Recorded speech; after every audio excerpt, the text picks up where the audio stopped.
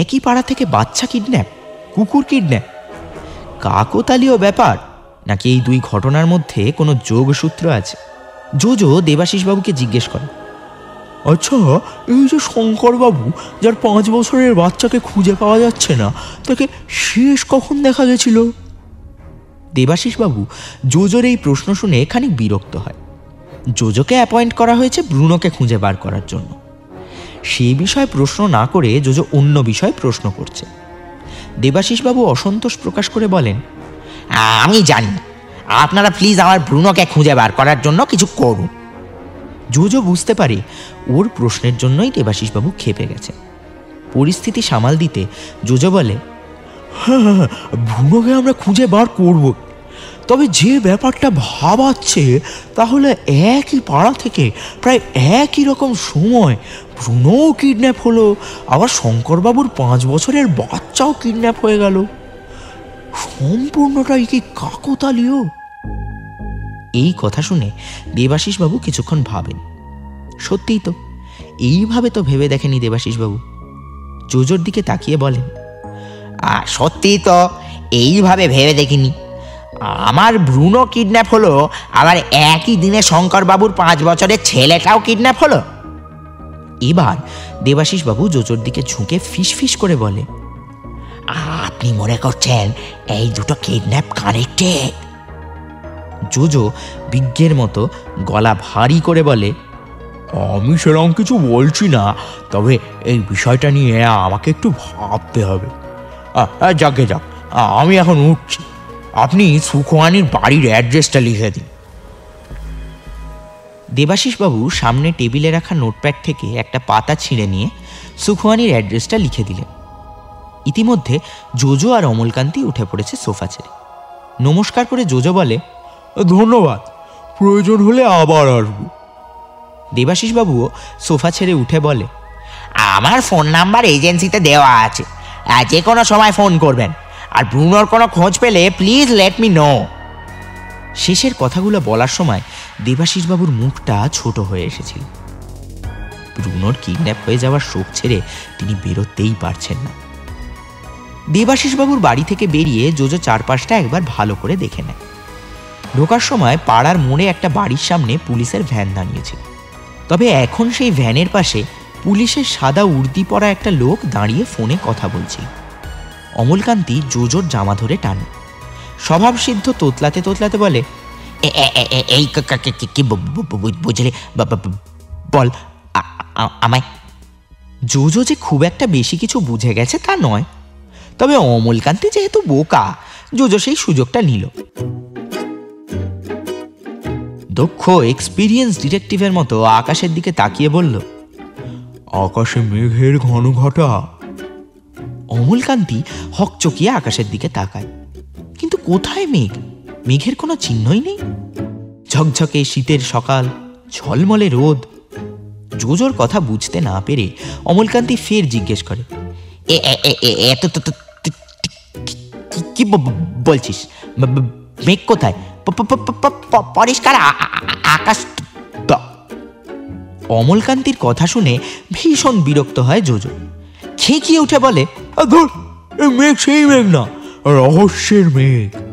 ঘনীভূত হয়ে উঠেছে আকাশে, চারপাশ অন্ধকারে ঢেকে যাচ্ছে। কোথাও একটা যেন শব্দ শুনতে পাচ্ছি, ব্রুনো ডাকছে, খুব কাছে কোথাও একটা, কিন্তু অন্ধকার কুয়াশার মতো জমাট মেঘ আমাদের ব্রুনোর কাছে পৌঁছতে দিচ্ছে না। জোজো যে ঠিক কি বলার চেষ্টা করছে অমলকান্তি কিছুই বুঝতে পারেন।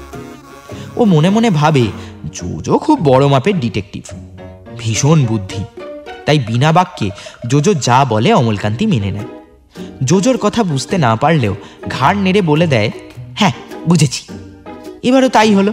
অমলকান্তি ঘাড় নেড়ে উজ্জ্বল নয়নে জোজোর দিকে তাকিয়ে বলে, ঠিক বলেছিস। জোজো আকাশের দিক থেকে চোখ সরিয়ে সামনে পুলিশ ভ্যানটার দিকে তাকায়। সেই পুলিশটা এখনো ফোনে কথা বলছে। জোজো মনে মনে কি ভাবছে তা বোঝার সাধ্য অমলকান্তির নেই। অমলকান্তি কিছুক্ষণ ভ্যাবলার মতো জোজোর দিকে তাকিয়ে থাকে, তারপর জিজ্ঞেস করে, এবার আমরা কোথায় যাব? সুখওয়ানের বাড়ি? অমলকান্তির প্রশ্নে জোজো কোনো উত্তর দেন। এক দৃষ্টে সেই পুলিশ ভ্যানের দিকে তাকিয়ে থাকে।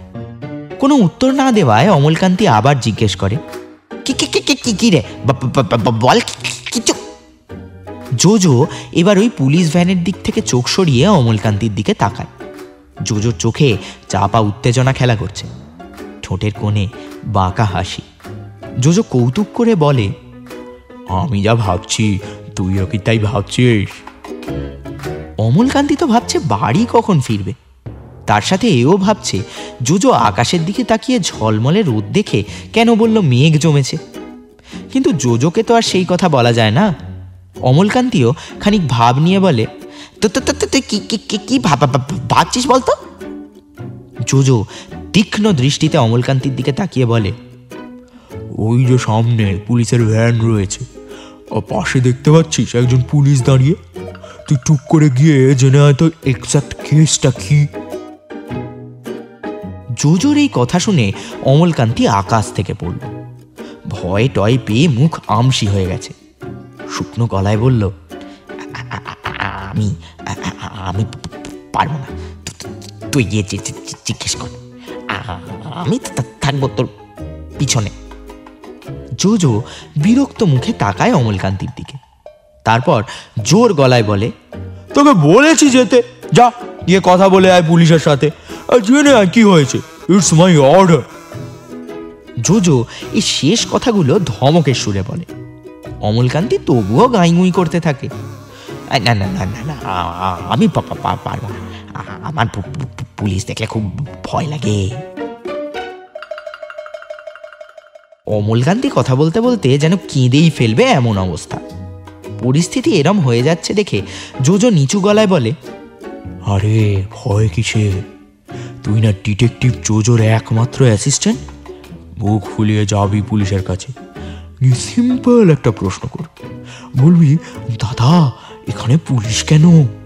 শুনবি কি বলে উত্তরে, তারপর ঢোক করে চলে আসবি। আর আমি তো আছি এখানে দাঁড়িয়ে, নো ওয়ারি, ভয় পাস না, আমি আছি। জোজোর এত আশ্বাস বাক্যেও চিঁড়ে ভিজল কিনা কে জানে। অমলকান্তি কিছুক্ষণ চুপ থেকে জোজোর দিকে তাকিয়ে বলে, আচ্ছা আমাকে পাঠাচ্ছিস কেন? তুই নিজেও তো যেতে পারিস, তুই যা। তুই ওকে ভয় পাচ্ছিস যেতে পুলিশের সামনে?